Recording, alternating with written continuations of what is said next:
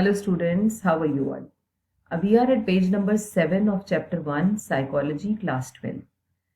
7 number page खोल लीजिए और यहाँ पर हम थेरीज पढ़ रहे हैं इंटेलिजेंस की और एक और थेरी में जो इसमें कवर करूंगी वो है थेरी ऑफ मल्टीपल इंटेलिजेंस.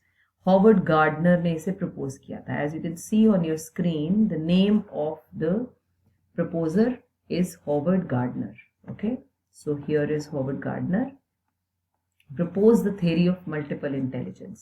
एक सेकेंड दोबारा से let me just underline. Yes, he proposed the theory of multiple intelligence. According to him, intelligence is not a single entity. Rather, distinct types of intelligence exist. Each of these intelligences are independent of each other. वो कहते हैं एक नहीं होता. हम intelligent हो सकते हैं किसी एक चीज में नहीं लेकिन दूसरे में है. तो ये एक सिंगल एंटिटी नहीं है. It's not a single entity. बस किसी ने सम सॉल्व कर दिया तो वो इंटेलिजेंट है. No, it exists in many things. This means that if a person exhibits one type of intelligence does not necessarily indicate being high or low in other type. अब कोई बच्चा अगर पढ़ाई में अच्छा नहीं है डज नॉट मीन कि वो लाइफ में कुछ नहीं कर सकता. He may be good in dance, may be good in music, he may be good at computers. So it's not, we can not say कि एक चीज में अच्छा नहीं तो ओवरऑल अच्छा नहीं. Gardner also put forth that different types of intelligence interact and work together to find a solution to a problem. वो कहते हैं बहुत सारी तरह की different types of intelligences आपस में interact करती हैं when you try to solve a single problem. It could be anything. Say for example you have a tree outside your house. एक बहुत बड़ा पेड़ है. अब प्रॉब्लम आ रही है कि वो उसको वहां से रिलोकेट करना है. तो अब आपको इंटेलिजेंस लगानी है. आपको बड़ी तरह की इंटेलिजेंस लगानी है. You have to find out a place where do you want to relocate, how it is possible. Tree को कैसे रीलोकेट करें, तो उसे डिग करा जाएगा, फिर उसे उठाया जाएगा, किस तरह से उसे प्लांट करें. There are many things which you are using at the same time. Gardner studied extremely talented persons who had shown exceptional abilities in their respective areas and described कितनी 8 types of intelligence. इन्होंने 8 में उसे categorise किया और उन्होंने example भी दिया. हम भी बहुत बार सुनते हैं कि भाई दैट पर्सन इज वो ना स्कूल ड्रॉप आउट है. ये बहुत बार हम एग्जाम्पल सुनते रहते हैं कि भैया वो स्कूल ड्रॉप आउट है लेकिन फिर भी देखिए कितना सक्सेसफुल है. तो जरूरी नहीं है कि जो लोग स्कूल में परफॉर्म नहीं कर पाते वो लाइफ में कहीं नहीं परफॉर्म कर पाते. ठीक, so let's talk about these 8 types of aggregates. Okay, number 1 सबसे पहला लिंग्विस्टिक. लिंग्विस्टिक समझते हैं, यूज ऑफ लैंग्वेज.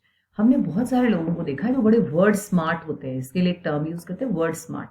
मतलब उन्हें बहुत अच्छे से वो वर्ड्स याद रहते हैं, फ्लुएंट होते हैं वो अपनी लैंग्वेज में. It could be any language, Hindi, English, Punjabi. They are very fluent. क्यों? Because they use variety of words in their talk. हम बहुत बार रिपीट भी कर लेते हैं वर्ड्स को, तो उन्हें बोलते हैं linguistically they are very smart, they are very strong. ज्यादातर आप पाएंगे किन में देखते हैं, इसमें पढ़ते हैं. देखिए, it is the capacity to use language fluently and flexibly to express one's thinking and understand others. Persons high on this are called word smart. They are sensitive to different shades of word meaning.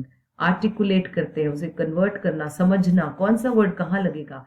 Can create linguistic images in their mind. Poets and writers. कभी आप poets को पढ़ें तो भाई लगता है जैसे ये song writers, lyricists, ये कैसे लिख लेते हैं वर्ड्स ऐसे इतने अच्छे, जो हमें बाद में भी जब हम एक सॉन्ग सुनते हैं, एक अच्छा गाना, उसको बाद में तो हमारे माइंड में वो चलते रहते हैं word. So it means they are very strong in linguistic skills. दूसरा स्किल है लॉजिकल मैथमेटिकल. तो ये तो समझ में आ रहा है, इसमें साइंटिफिक थिंकिंग, मैथ्स के लिए scientific and problem solving abilities होना चाहिए. Persons high on this type of intelligence can think logically and critically. They engage in abstract reasoning. They can manipulate symbols to solve mathematical puzzles. Scientists, कौन लोग हैं? Scientists, Nobel Prize winners are the strong component of this. आपको ये याद रखनी examples कौन कौन लोग हैं. Then comes the spatial. Spatial skills होते हैं विजुअल इमेजेस देखना. हमें बचपन में दिखाते थे कि तारों को देखकर वो डायरेक्शन समझ जाते थे. अब हमें तो सबको समझ में नहीं आती. इट मीन्स कौन से लोग समझ पाते हैं, जिनकी स्पेशल स्किल्स अच्छी होती है, पैटर्न समझते हैं जो लोग. It refers to the abilities involved in forming, using and transforming mental images. आगे, the person high on this intelligence can be, let me just shift a little up. What is happening here? high on this can easily be represent the spatial world in the mind. कौन से लोग? pilots. अब देखो हवा में तो कोई direction नहीं, रोड नहीं बनी हुई, लेकिन they are able to understand all the direction. Sellers, sculptors, painters, इन सबको भी देखिए एक प्लेन पेपर के ऊपर स्क्रप्टर्स तो मिट्टी को लेकर और उससे एक स्क्रप्चर बना दिया, किस डायमेंशन में क्या रखना है. पेंटर्स को देखिए एक प्लेन कैनवस के ऊपर वो कहाँ से शुरू करना है और कैसे पूरा कवर करना है. So they can imagine that. Interior decorator, surgeons क्यों? सर्जरी जो है वो भी एक तरह का आर्ट है, स्किल है, स्पेशली कॉस्मेटोलॉजी. इमेजिन करना इसका फेस जो है, या लिप्स की कर रहे हैं से फॉर एग्जाम्पल, नाक की कर रहे हैं, तो how will this look like after doing this particular surgery. Musical I am sure rhythms को समझना, पैटर्न को जानना, इसके लिए भी एक स्पेशल इंटेलिजेंस चाहिए. It is a capacity to produce, create, manipulate music pattern. Person high on this intelligent are very sensitive. वो साउंड को इतना ध्यान से सुनते हैं, वाइब्रेशंस को समझते हैं, नए पैटर्न्स को क्रिएट करते हैं. ये हो गए musical. Bodily kinesthetic, using whole body posture, body flexibility. Dancers, athletes, actors, sports person, gymnast, surgeons. Again bodily kinesthetic में सर्जन्स भी आएंगे. क्यों आएंगे?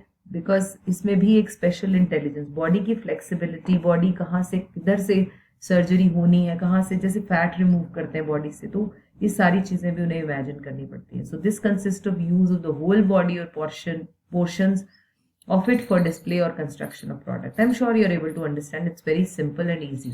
चलिए आगे चलते हैं. Interpersonal, intrapersonal, interpersonal and intrapersonal. Interpersonal पे आते हैं. I am not able to stop here. All right. देखिए इंटरपर्सनल में क्या है, इसमें लिखा है sensitivity to subtle aspect of other behaviours. क्या मतलब? It is skill of understanding the motives, feelings and behaviours of other people. दूसरे लोगों के फीलिंग्स को समझना, उनसे बॉन्ड बनाना, उनसे कंफर्टेबल रिलेशन देना.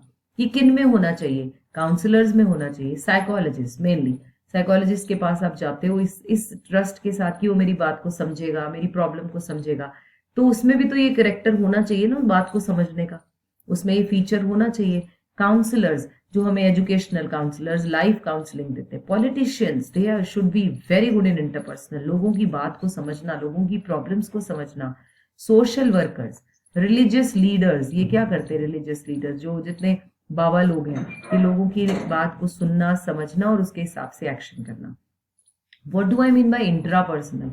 इंट्रापर्सनल इज अपनी बात को ही, अपनी फीलिंग्स को, अपनी डिजायर्स और मोटिव्स के बारे में अवेयर होना. This refers to the knowledge of one's internal strength and limitations and using अपनी internal strength को समझना है और limitations को जानना और फिर उसी हिसाब से knowledge to effectively relate to others. Persons high on this ability have finer sensibilities regarding their identity. अपनी existence के बारे में, ये शायद आपको अभी फिलहाल ना समझ में आए. मीनिंग ऑफ लाइफ, क्यों हम पैदा हुए हैं, क्यों हमारी आइडेंटिटी क्या है, ये कौन से लोग यूज करते हैं? Spiritual leaders, philosophers, they are the examples of intrapersonal. तो इंटरपर्सनल दूसरों की बात को समझना, दूसरों के फीलिंग्स को समझना. इंट्रापर्सनल अपनी बात और अपनी फीलिंग्स को समझना. नेचुरलिस्टिक, नेचर से रिलेटेड, नेचुरल वर्ल्ड के बारे में सेंसिटिव होना. बहुत सारे लोग हमने देखे हैं जो ग्रीनरी को इंपॉर्टेंस देते हैं, उनके घर में बहुत प्लांट्स आपको दिखेंगे. They are nature lovers. कुछ लोग सिर्फ कंक्रीट में रहते हैं, यानी they can not understand nature. So this involves complete awareness of our relationship with the natural world. It is useful in recognizing the beauty of different species, flora and fauna, and making subtle discriminations in the natural world. ये कौन से लोग हैं? Hunters, farmers, tourists, botanists. ये लोग समझ पाते हैं. ठीक है? And then moving further, zoologist, zoo से bird watchers, they possess naturalistic intelligence. I'm sure it is clear to everyone now. So ये आपकी हो गई हमारी जो next theory, that is theory of multiple intelligence. Howard Gardner ने, जिसने 8 types बताए हमें. लिंग्विस्टिक, लॉजिकल मैथमेटिक्स, स्पेशियल यानी इमेजिन करना चीजों को, musical, bodily kinesthetic, interpersonal, intrapersonal and naturalistic. Clear? So that's all in this for this video. Bye bye. Take care.